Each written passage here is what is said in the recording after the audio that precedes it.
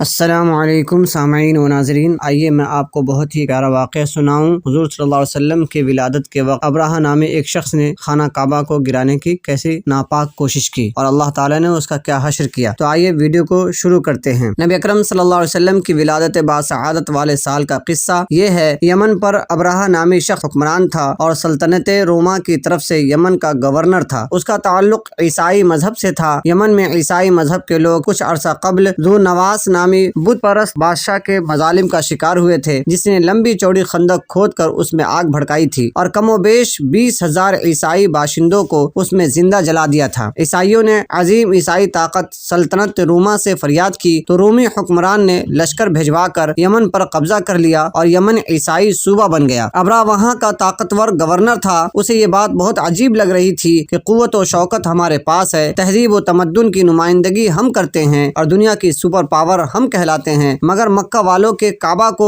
اس قدر مقبولیت حاصل ہے کہ ہر طرف سے لوگ اس کے طواف کے لیے کھینچے چلے آتے ہیں۔ اس نے صنعاء میں متوازی کعبہ تعمیر کیا اور اسے خوب بنا سنوار کر اعلان کیا کہ اب مکہ مکرمہ کی طرف کوئی نہ جائے اور جس نے اللہ کے گھر کا طواف کرنا ہو یہاں صنعاء میں آ کر کرے۔ یہ بات کچھ قریشی نوجوانوں کو ناگوار گزری اور انہوں نے وہاں جا کر اس کی بے حرمتی کر دی۔ بعض روایت میں ہے کہ اس میں گندگی پھیلا دی اور بعض روایات کے مطابق آگ لگا دی، جس سے اس کا بڑا حصہ جل گیا۔ ابرہہ کو یہ دیکھ کر بہت غصہ آیا۔ اس کے پیچھے ایک بڑی طاقت تھی اور وہ خود کو وقت کی سب سے بڑی تہذیب کا نمائندہ سمجھتا تھا، اس لیے اس نے اپنے کعبہ کی توہین کا انتقام لینے کا فیصلہ کر لیا اور اس کے لیے بڑا لشکر تیار کیا، جس میں بہت سے ہاتھی بھی شامل تھے۔ وہ انتقام کے جذبے میں بفرا ہوا مکہ مکرمہ کی طرف روانہ ہوا۔ راستے میں عربوں کے ایک لشکر نے ذو نفر کی قیادت میں اس کا مقابلہ کیا، مگر شکست کھائی اور ذو نفر قید ہو گیا۔ آگے بڑھے تو خصم قبیلہ نے بھی محاذ آرائی کی، مگر ابرہہ کی طاقت کے آگے بس نہ چلا اور ان کا سردار نفیل بن حبیب بھی گرفتار ہو کر مارا گیا۔ ابرہہ آگے بڑھتا گیا حتیٰ کہ طائف تک جا پہنچا۔ طائف والوں نے مقابلہ کی ہمت نہ پا کر اپنے بت خانہ